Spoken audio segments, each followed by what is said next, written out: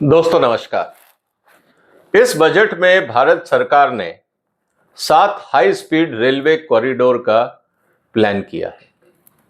अभी भारत में एक हाई स्पीड कॉरिडोर जिसको हम बुलेट ट्रेन बोल रहे हैं उस पर काम चल रहा है और वो है अहमदाबाद से बॉम्बे के बीच में।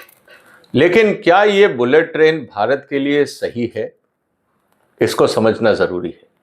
क्योंकि अगर हम इन्वेस्टमेंट कर रहे हैं और उससे देश को फायदा नहीं हो रहा है जबकि बजट में लायबिलिटीज बढ़ रही हैं, तो एक समस्या हम खड़ी कर रहे हैं। पूरी दुनिया में जहां जहां पे बुलेट ट्रेन्स हैं वहां पे एक दो सेक्शन को छोड़ के बाकी सब जगह घाटा है और सरकारों को फंडिंग करनी पड़ती है। अब सवाल इस बात का है कि जो 7 नए कॉरिडोर बन रहे हैं, क्या वो भारत के हित में होंगे? क्या वो भारत के ऊपर जिम्मेवारी बढ़ाएंगे, लायबिलिटीज बढ़ाएंगे, या वो भारत के लिए एसेट्स बनेंगे? इसको समझना जरूरी है। इसीलिए आज की चर्चा में हम सबसे पहले ये एनालाइज करेंगे कि जो भारत में पहला बुलेट ट्रेन कॉरिडोर बन रहा है अहमदाबाद और बॉम्बे के बीच में, उसकी इकोनॉमिक्स क्या कहती है। क्या वो फायदेमंद होगा या उसमें हर साल केंद्रीय सरकार को बजट की तरफ से 5-7-10 हजार करोड़ रुपए फूंकने पड़े? इसको समझना जरूरी है। और अगर हम बुलेट ट्रेन नहीं बनाते, उस ट्रैक को नहीं बनाते, तो हमारे पास ऑप्शंस क्या थे, हम उसको भी समझने का प्रयास करेंगे कि बुलेट ट्रेन की जगह अगर हम एयरपोर्ट्स बनाते और बाई एयर ट्रेवल करते तो कौन सा फायदेमंद होता, कौन सा सस्ता पड़ता, इसको भी समझना जरूरी है। इसीलिए आज की चर्चा इसी मुद्दे पे रहेगी। बहुत सारा डेटा मैं आपके लिए लेके आया हूं। कम से कम 9-10 पैरामीटर हैं जिस पे हम एयरलाइंस और बुलेट ट्रेन को कंपेयर करेंगे और फिर आपसे निवेदन है कि आप अपने कमेंट्स करिएगा कि इस बुलेट ट्रेन सिस्टम को कैसे प्रॉफिटेबल बनाया जाए और जो 7 कॉरिडोर बन रहे हैं उसके लिए भारत सरकार की क्या नीति होनी चाहिए, यह जानना भी जरूरी है। इसीलिए दोस्तों सबसे पहले हम ये बात करेंगे कि जो 7 कॉरिडोर की हम बात कर रहे हैं यहां पे, वो है मुंबई पुणे, पुणे हैदराबाद, हैदराबाद बेंगलोर, हैदराबाद चेन्नई। मतलब अहमदाबाद से गाड़ी चलेगी बुलेट ट्रेन और आप बुलेट ट्रेन के माध्यम से चेन्नई तक जा सकते हैं, क्योंकि ये सब एक दूसरे से कनेक्टेड हो रही हैं। और फिर चेन्नई से बेंगलोर, दिल्ली से वाराणसी और वाराणसी से सिलीगुड़ी। तो मतलब एक अहमदाबाद से लेकर चेन्नई बेंगलोर तक और दूसरी दिल्ली से लेकर सिलीगुड़ी तक, जहां आज राजधानियां चल रही हैं, वहां पे बुलेट ट्रेन चलेंगी। दिन में राजधानियां कितनी चलती हैं और उसकी जगह अगर हमें बुलेट ट्रेन चलानी पड़ी तो कितनी चलानी पड़ेगी ताकि वो ब्रेक इवन हो जाए, घाटे का सौदा ना रहे, यह समझना भी बहुत जरूरी है। अब सवाल इस बात का है कि रेल मंत्रालय का यह कहना है कि इन 7 कॉरिडोर्स में 16 लाख करोड़ का इन्वेस्टमेंट आएगा। करना कितना पड़ेगा, पहले इसको भी समझ लेते हैं। और 16 लाख करोड़ जो है वो कैसे आएगा, इसको भी समझ लेते हैं। तो दोस्तों आज जो कॉरिडोर बन रहा है, अगर हम उसका ध्यान से एनालिसिस करें तो एक चीज समझ में आती है कि बॉम्बे अहमदाबाद कॉरिडोर पे खर्चा आ रहा है करीब 2 लाख करोड़, जो अभी तक आंकड़े सामने आए हैं। डिस्टेंस है करीब 504 किलोमीटर, हम सिंप्लिसिटी के लिए 500 किलोमीटर मान लेते हैं। इसका मतलब 1 किलोमीटर के ऊपर 400 करोड़ रुपए का खर्चा आने वाला है। अगर मैं इसको कहूं कि अगर सिर्फ एक अहमदाबाद बॉम्बे का अगर बुलेट ट्रेन कॉरिडोर बन रहा है और अगर आपने एक कंपनी को 1 किलोमीटर का भी काम दिया होता तो 400 करोड़ रुपए का टर्नओवर होता उस कंपनी का। कहने का मतलब यह है कि अहमदाबाद और बॉम्बे के बीच में करीब 500 कंपनियां 400 करोड़ की खड़ी हो जाती, जिनका टर्नओवर 400 करोड़ होता। रोजगार कितना होता, बाकी उसके मल्टीप्लायर इफेक्ट क्या होते, वो अलग चर्चा का विषय। लेकिन अभी क्या जो हम कॉरिडोर में खर्चा कर रहे हैं, क्या वास्तव में ये ब्रेक इवन है, इसको समझना जरूरी है। इसीलिए हम कंपेयर करेंगे बुलेट ट्रेन का एयरलाइंस के साथ कि दोनों ही यातायात के साधन हैं और दोनों ही जनता के हित में है, दोनों को ही जल्दी पहुंचाने के लिए माना जाता है। लेकिन अब इसकी इकोनॉमिक्स क्या है, इसको देख लेते हैं। जैसा मैंने पहले कहा कि हम एक केस स्टडी कर रहे हैं मुंबई अहमदाबाद बुलेट ट्रेन की। ध्यान से देखिएगा इस पूरे कैलकुलेशंस को। हम बात कर रहे हैं option A, bullet train 2 lakh crore. अगर हम यही सिस्टम एयरलाइंस में लगाए होते, एयरपोर्ट्स बनाए होते इसी 2 लाख करोड़ के, तो हमारे पास कितने एयरपोर्ट्स होते, कितने लोग होते और कितने देश में तरक्की होती, इसको हम कंपेयर करेंगे। कैपिटल डिप्लॉयमेंट है 2 लाख करोड़ का। इसका मतलब यह है कि बुलेट ट्रेन 508 किलोमीटर, बहुत सारा इंफ्रास्ट्रक्चर बनेगा, viaduct, tunnels, station, depot. Important चीज है, ये फिक्स्ड अलाइनमेंट है। अहमदाबाद बॉम्बे, आप उस गाड़ी को खींच के दिल्ली या बॉम्बे या पूना कहीं और नहीं ले जा सकते, वो फिक्स्ड ट्रैक है।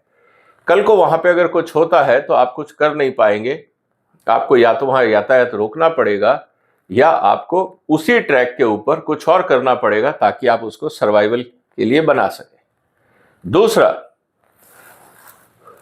टेक्नोलॉजी इंटेंसिव है और ज्यादातर इंपोर्ट डिपेंडेंट है। जितना भी हम रेलवे स्टॉक और टेक्नोलॉजी लेके आ रहे हैं बुलेट ट्रेन की, अभी सब इंपोर्टेड है।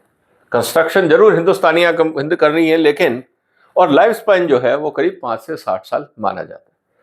अगर हम इसी पैसे को एयरपोर्ट्स में लगाते, इसको समझना जरूरी है दोस्तों, कि अगर हम इसी पैसे को एयरपोर्ट्स में लगाते तो 2 लाख करोड़ में करीब 25 से 30 नए एयरपोर्ट बन जाते। अगर हम हर एक में 1.5 से 2,000 करोड़ रुपए खर्चते तो अब आप समझ लीजिए कि 25 से 30 नए एयरपोर्ट बन जाते। अभी हम सिर्फ 2 स्टेशन को कनेक्ट कर रहे हैं और बीच में जो आ रहे हैं 2-4 बड़े स्टेशन, हम उनको कनेक्ट कर रहे हैं। यहां आपके पास 30 एयरपोर्ट होते। मेजर कैपेसिटी एक्सपेंशन, आपके 10 से 12 मेट्रो एयरपोर्ट बन जाते एडिशनल। आज जैसे हम कह रहे हैं कि एयरपोर्ट्स में क्राउडिंग है, दिल्ली, बॉम्बे, इस तरह से जो जितने हमारे 10 बड़े मेट्रो हैं, आप हैदराबाद की बात करें, बेंगलोर की करें, चेन्नई की करें, पटना बिजी एयरपोर्ट बन रहा है, नागपुर है, बाकी जो है, वहां पे आप एयरपोर्ट का एक्सपेंशन करते या नया एयरपोर्ट कहीं और बना देते तो वो आपको एडिशनल बेनिफिट मिलता।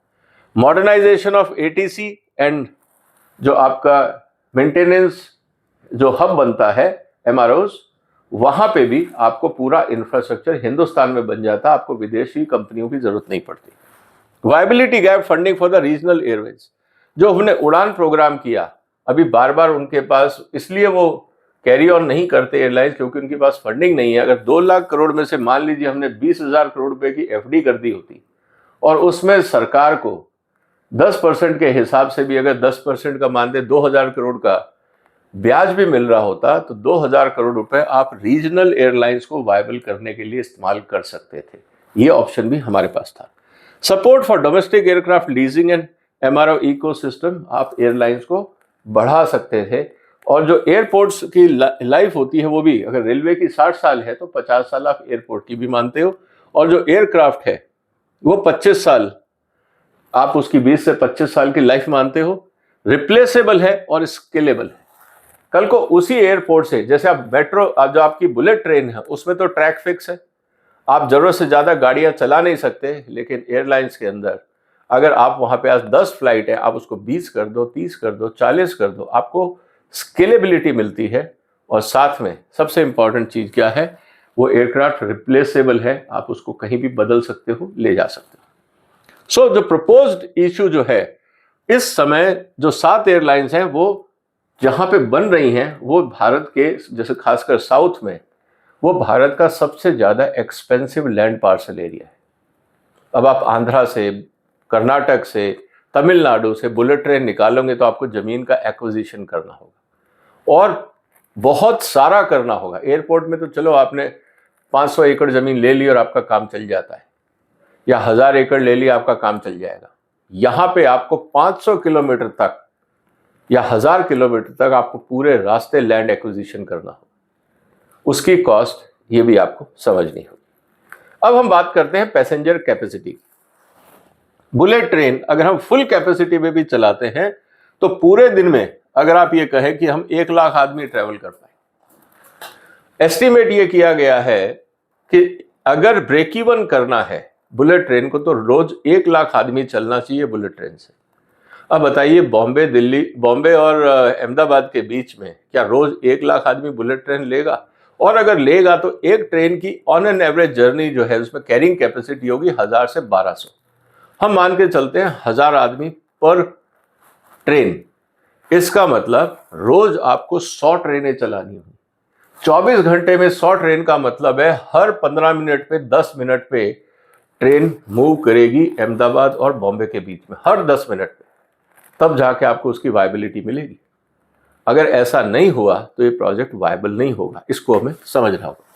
दूसरी तरफ अगर आपने 25 एयरपोर्ट बना दिया और एयरलाइंस को कह दिया आप ऑपरेट करिए, तो आप आराम से 3 से 6 लाख पैसेंजर्स एक जगह से दूसरी जगह ले जा सकते हैं। इसका मतलब साल में करीब फुल कैपेसिटी पे 3 से 4 करोड़, 30 से 40 मिलियन, जबकि एयरलाइंस आपकी 12 से 20 करोड़ लोगों को उसी 2 लाख के इन्वेस्टमेंट में, 2 लाख करोड़ के इन्वेस्टमेंट में ले जा सकती है। ग्लोबल रीच, अगर हम ज्योग्राफिकल रीच की बात करें तो 2 पॉइंट है, अहमदाबाद, बॉम्बे और रास्ता। लेकिन एयरलाइंस में आप एयरलाइन से फ्लाइट जहां चाहें वहां कनेक्ट कर सकते हैं। अब आप अहमदाबाद के एयरपोर्ट से फ्लाइट चाहे रांची ले जाएं, चेन्नई ले जाएं, दिल्ली लाएं, बड़ौदा जाएं, राजस्थान जाएं, उड़ीसा जाएं, जहां मर्जी जाएं, बुलेट ट्रेन में आपको वो सुविधा नहीं मिलती है, बंदिशें हैं, इसलिए उसको भी समझना होगा। स्केलेबिलिटी मुश्किल है, क्योंकि अभी हम स्केलेबिलिटी की बात कर रहे हैं कि भाई बॉम्बे से हम पूना ले जाएंगे, लेकिन अगर हम चाहें कि बॉम्बे से हम कहीं करजत ले जाएं या हम राजस्थान ले आए, मुश्किल है। लेकिन अगर एयरलाइंस होता तो आप बॉम्बे से फ्लाइट राजस्थान की भी शुरू कर सकते थे, उड़ीसा की भी, आपको कोई एक्स्ट्रा कॉस्ट नहीं लगती। हाई, क्योंकि आप रूट ऐड कर सकते हो, प्लेन ऐड कर सकते हो। इसका मतलब यह है कि जो एयर इंफ्रास्ट्रक्चर है वो 3 से 5 गुना ज्यादा आपको पैसेंजर कैरिंग कैपेसिटी देता है सेम कॉस्ट में, ये हमें समझना होगा। अब कॉस्ट पर पैसेंजर की अगर हम बात करते हैं, क्योंकि आफ्टर टिकट कितने की होगी, इस पे थोड़ी सी चर्चा करते हैं। जो फिक्स कॉस्ट है पर किलोमीटर, जैसे मैंने कहा कि 350 से 400 करोड़ बैठ रही है। हाई फिक्स कॉस्ट है ऑपरेटिंग मार्जिन, मतलब कि ऑपरेशंस एंड मेंटेनेंस को लेके, और require high fare to break even, sensitive to ridership shortfall. Average पर कैपिटल इन्वेस्टमेंट पर पैसेंजर इज अबाउट 6,000 रुपीज। इसका मतलब यह कि साल भर में हम जितना खर्चा कर रहे हैं उसको अगर हमें रिकवर करना है तो पर पैसेंजर हमें 5 से 6,000 रुपए कॉस्ट रखनी पड़ेगी टिकट की। क्या हम इतना अफोर्ड कर पाएंगे? क्या बुलेट ट्रेन में चलने वाला 5 से 6,000 रुपए की टिकट देगा ताकि हम ब्रेक इवन करें? उसकी जगह अगर हम एयरलाइंस की बात करें तो एयरलाइंस में जो टोटल खर्चा आएगा वो आएगा 1200 से 1800। आज हम एयर टिकट दे रहे हैं 3,000, 4,000, 5,000 की, आपका खर्चा है 1800। पैसेंजर अफोर्ड कर सकता है क्या 3,000 रुपए में बुलेट ट्रेन में या 6,000 रुपए में बुलेट ट्रेन में जाएगा? ये हमें सोचना होगा। अगर वो नहीं है तो बजट का जो घाटा होगा उसको बजट से भरना होगा। इसका मतलब जो लोग बुलेट ट्रेन में सफर कर रहे हैं उनको सब्सिडाइज करेगा देश का आम आदमी जो जीएसटी पे कर रहा है। वो आदमी नहीं कर रहा है, वो तो डिस्काउंटेड फेयर पे जा रहा है क्योंकि उसके ऊपर वो टिकट नहीं है। लेकिन आम आदमी इस देश का जो बुलेट ट्रेन का इस्तेमाल नहीं कर रहा है उसको भी सब्सिडी देनी पड़ेगी बुलेट ट्रेन की। यह बात आपको समझना होगा। इसका मतलब aviation infrastructure is far more capital efficient पर पैसेंजर। अब फाइनेंशियल वायबिलिटी की हम बात करते हैं। मैंने इसका एक कंपैरिजन किया कि जो बुलेट ट्रेन जापान में और चाइना में चल रही है उनकी क्या कंडीशन है। बारिंग 2-3 जो बड़े रूट हैं उनको छोड़ के बाकी जगह पे घाटा है। अब उम्मीद हम ये करते हैं कि अहमदाबाद और बॉम्बे के बीच में ये प्रॉफिटेबल होगी, लेकिन जो बाकी 7 रूट सरकार प्लान कर रही है क्या वो प्रॉफिटेबल होंगे, उस पर रिकैलकुलेशन की जरूरत है। क्योंकि डायरेक्ट कैश रिकवरी कमजोर होती है जबकि एयरलाइंस में ज्यादा होती है। Dependency on subsidies high. Airlines में जो एयरलाइंस नहीं काम करती उसको बंद करिए, जो चला सकता है उसको जारी करिए। नॉन फेयर रेवेन्यू लिमिटेड है, एयरलाइंस में ज्यादा है क्योंकि 25 लोकेशन है, 25 से 30 लोकेशन है। वहां पार्किंग का पैसा, एडवर्टाइजिंग का पैसा, रिटेलिंग का पैसा, बहुत कुछ ले सकते हो। रेलवे में आप ऐसा नहीं कर सकते क्योंकि रेलवे में आदमी क्यों शॉपिंग करेगा, वो तो आएगा 10 मिनट पहले ट्रेन में बैठेगा और चला जाएगा, तो आपको वहां घूमने का टाइम नहीं है। लेकिन एयरपोर्ट्स जो हैं आजकल वो वर्चुअली मॉल से बनते जा रहे हैं। जो फॉरेक्स रिस्क है वो हाई है क्योंकि हम लोन ले रहे हैं, फॉरेन टेक्नोलॉजी ले रहे हैं, फॉरेन पेमेंट कर रहे हैं। एयरलाइंस में हम ज्यादातर डोमेस्टिक मैन्युफैक्चरिंग कर रहे हैं, कंस्ट्रक्शन कर रहे हैं, जो वायरिंग वगैरह है, इलेक्ट्रिसिटी है, बाकी सब कुछ देश में बन रहा है। बारिंग फ्यू एरो ब्रिजेस जो हम आज भी चाइना से ले रहे हैं। तो भारत सरकार को सोचना होगा कि जब आप इतने सारे एयरपोर्ट बना रहे हो तो एरो ब्रिज बनाने वाली कंपनियां भारत में क्यों नहीं है, इसको भी सोचना होगा। और ब्रेक इवन अनसर्टेन है, एयरलाइंस में प्रूवन है, क्योंकि तभी प्राइवेट एयरलाइंस भी ऑपरेट करती हैं। इसका मतलब यह है कि जो हाई स्पीड रेल सिस्टम है उसकी कैपिटल रिकवरी मुश्किल है।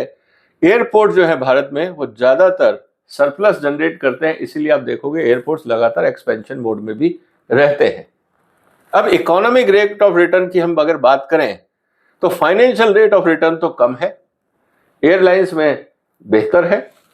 इकोनॉमी 10 से 12%, एयरपोर्ट्स अगर बनाते हैं तो 15 से 20%, डबल के आसपास। Job creation only limited to corridor. अगर जॉब क्रिएशन की हम बात कर रहे हैं तो क्या होगा, अहमदाबाद से बॉम्बे के बीच में उसी ट्रैक पे ही इन्वेस्टमेंट या जॉब क्रिएशन होगा, बाकी देश को असर नहीं पड़ेगा। लेकिन अगर आप 30 जगह और नए एयरपोर्ट बनाते तो 30 जगह आप इकोनॉमिक डेवलपमेंट कर लेते। आप जेवर का एग्जांपल देखिए, नोएडा के पास जेवर में जो एयरपोर्ट आ रहा है उसका असर पूरे एनसीआर क्षेत्र में आपको देखने को मिल रहा है, चाहे वो रियल एस्टेट हो, इंफ्रास्ट्रक्चर हो, रोजगार हो, इंडस्ट्रियलाइजेशन हो, उसका असर आपको देखने को मिल रहा है। तो पूरे देश में उसका असर दिखेगा। एमएसएमई इंपैक्ट लिमिटेड है, क्योंकि कॉस्ट बहुत ज्यादा है और एमएसएमई क्या बुलेट ट्रेन से अपना माल भेजेगा, कार्गो भेजेगा, संभव ही नहीं। इसका मतलब यह है कि एयरलाइन से वो कार्गो ऑप्शन भी एक्सप्लोर कर सकता है। Tourism multiplier moderate and very high.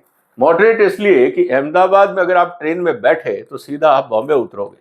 अगर आपको वहां से 50 किलोमीटर या 100 किलोमीटर जाना तो बुलेट ट्रेन नहीं लोगे, आप कैब ले लोगे।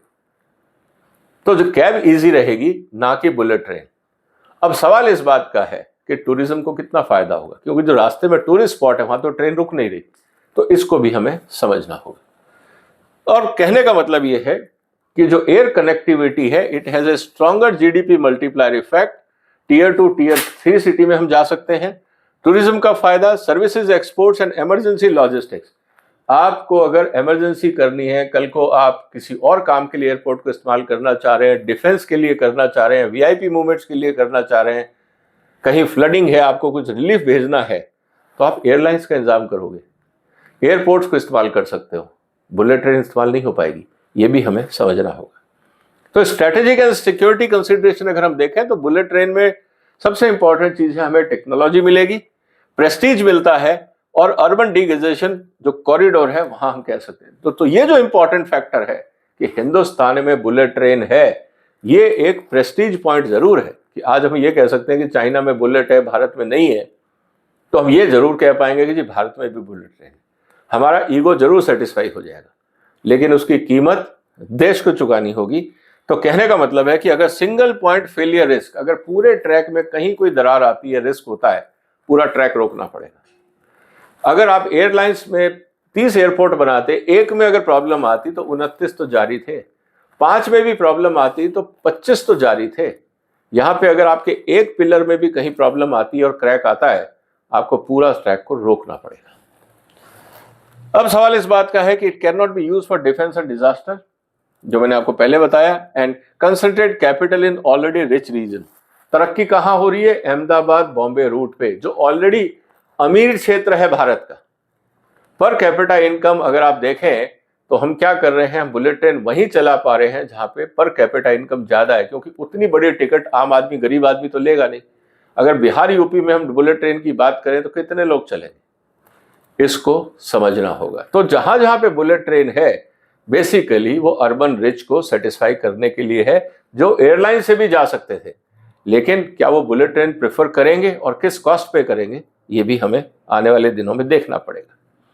इसका मतलब ये है कि अगर हम एयरलाइंस पे बात करते तो हमारा फायदा क्या होता, dual use, civil plus defence plus disaster, जहां हमें जरूरत पड़ती, disaster response and evacuation, strategic mobility, supports make in India, हम वहां पे इंफ्रास्ट्रक्चर बनाते, मेंटेनेंस क्रू होते, सर्विसिंग होती, और वहां एडवर्टाइजमेंट होता, शॉपिंग्स होती, आसपास का रियल एस्टेट इंप्रूव होता, तो भारत को ज्यादा फायदा होता, क्योंकि आज आप 30 लोकेशन पे काम करते उसी कीमत पे। And strengthen national integration and tourism as well, इस बात को हमें सोचना होगा। अब अगर हम कंपैरिजन करें एक एरिया एनवायरमेंटल इंपैक्ट को लेकर, यहां पे जरूर बुलेट ट्रेन अच्छा काम कर रही है। उदाहरण के लिए पॉल्यूशन कम है क्योंकि इलेक्ट्रिसिटी चलेगी, एविएशन का फ्यूल का पॉल्यूशन होता है। फिर एमिजन है, फिर मिटिगेशन पाथ लिमिटेड है, यहां आपको इलेक्ट्रिक एयरक्राफ्ट इमर्जिंग, अगर ना मान लीजिए कल को हम बायोफ्यूल से या इलेक्ट्रिकल एयरक्राफ्ट या हेलीकॉप्टर से ऐसे कुछ बना लें जो बैटरी से चले, वो फायदा हमें दिख सकता है, लेकिन वो फ्यूचर है। And land footprint very high, आपको पूरे रास्ते लैंड खरीदनी पड़ेगी, और यहाँ पे एयरलाइंस में मॉडरेट है। आप कहीं रिमोट एरिया में चले जाइए, जैसे गोवा में आउटस्कर्ट्स में जाके आप बना सकते हैं, जहाँ पे लैंड की कॉस्ट कम है, आपको सिर्फ सड़क बनानी है कनेक्टिविटी के लिए और पैसेंजर आ जा सकते हैं। तो इसका मतलब ये है कि अगर हम देखें हाई स्पीड रेल ग्रेनर है अगर कैपेसिटी पे चलती है, अगर वहीं कैपेसिटी पूरी नहीं है तो पर कैपिटा या पर पर्सन जो पॉल्यूशन है उसको भी हमें कैलकुलेट करना होगा। And low occupancy destroys the environmental advantage, तो फुल कैपेसिटी पे चलेगी तभी फायदा होगा। Risk profile, demand risk very high, क्योंकि 6,000 7,000 5,000 रुपए में कौन बुलेट से जाएगा, जबकि अगर एयरलाइंस मान लीजिए कि 4,000 रुपए की टिकट रखती हैं, तो लोग एयरलाइन से जाना चाहेंगे या बुलेट से, ये तो वक्त बताएगा, क्योंकि आने वाले दिनों में कंपटीशन एयरलाइंस में भी बढ़ेगा, तो हमें देखना है वहां टैरिफ क्या होंगे। और फिर एयरपोर्ट्स प्लस एयर जो है वो डिस्ट्रीब्यूटेड है। टेक्नोलॉजी रिस्क हाई है, क्योंकि हम इंपोर्टेड टेक्नोलॉजी ले रहे हैं। कल चाइना के साथ पंगा हो गया, उन्होंने स्पेयर पार्ट देने से मना कर दिया, तब आप क्या करेंगे, क्योंकि सारी टेक्नोलॉजी पेटेंटेड होगी, स्पेयर्स भी आपको वहां से लेने होंगे। टेक्नोलॉजी ट्रांसफर कौन करेगा ये समझने की बात होगी। तो यहां पे रिस्क लो है। पॉलिसी रिस्क हाई है, यहां पे लो है। Time overrun risk high, already 1 lakh crore का प्रोजेक्ट 2 लाख हो चुका है, जबकि एयरपोर्ट में ऐसा नहीं है। आप 35 कॉन्ट्रैक्टर्स को अलग अलग काम दे दो, सबको टारगेट दे दो और वो काम करना शुरू कर देंगे। लॉक इन रिस्क बहुत ज्यादा है और यहाँ पे मिनिमम है, इसको समझना होगा। एनर्जी कंजम्पशन की जब हम बात कर रहे हैं तो यहाँ पे बुलेट ट्रेन में अगर हम देखें तो पर ट्रिप 30 से 40 किलोवाट, यहाँ पे आपका जो एनर्जी है वो ज्यादा लगता है, क्योंकि फ्यूल कंजम्पशन ज्यादा है। तो करीब 20 से 30 गुना जो लेस एनर्जी लगती है पर पैसेंजर पर किलोमीटर।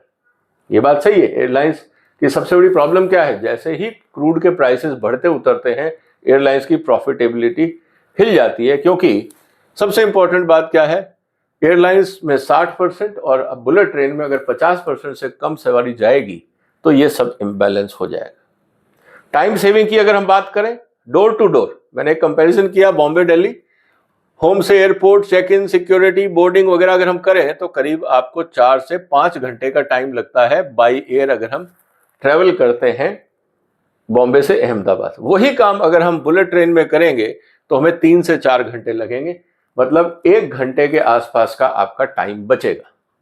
अब 1 घंटा कितने लोगों के लिए बहुत महत्वपूर्ण है और किस समय? इमरजेंसी के लिए मान लेते हैं बात को, लेकिन अगर आपको रात को जाना है, अर्ली मॉर्निंग जाना है, लेट इवनिंग जाना है और 1 घंटा अगर आपको एक्स्ट्रा लग रहा है और बदले में आपको अगर 2-3 हज़ार रुपये बच रहे हैं, तो आप क्या सोचेंगे? क्या पूरे परिवार के साथ आप बुलेट से जाएंगे, या आप चाहेंगे कि 5 लोग हम जा रहे हैं तो अगर 1-1 हज़ार का भी फर्क है तो 5 या 10 हज़ार रुपये बचते हैं, बाई एयर चलते हैं, सस्ता पड़ेगा। 1 घंटा फालतू लगेगा, कोई बात नहीं, गप्पे मारते हुए पहुंच जाएंगे। ये बात भी लोग सोचना शुरू करेंगे। So net time advantage, best case scenario 1 घंटे का फायदा होगा सिर्फ, और अगर हम पीक रश की बात करें, फ्लाइट डिले विले भी करें तो 2 घंटे का आपको फायदा हो सकता है। इसका मतलब यह है कि हाई स्पीड रेल का फायदा तब है जब एयरपोर्ट कंजेशन है, जैसे फॉग है, लेकिन क्या फॉग के समय बुलेट ट्रेन चलेगी, ये अपने आप को सोचना होगा। Weather delays and tight business schedules अगर हैं और फ्लाइट नहीं मिल रही है, कनेक्टिविटी नहीं मिल रही है, तब शायद बुलेट ट्रेन आप प्रेफर करें। तो इंटरनेशनल एविडेंसेस क्या कहते हैं दोस्तों?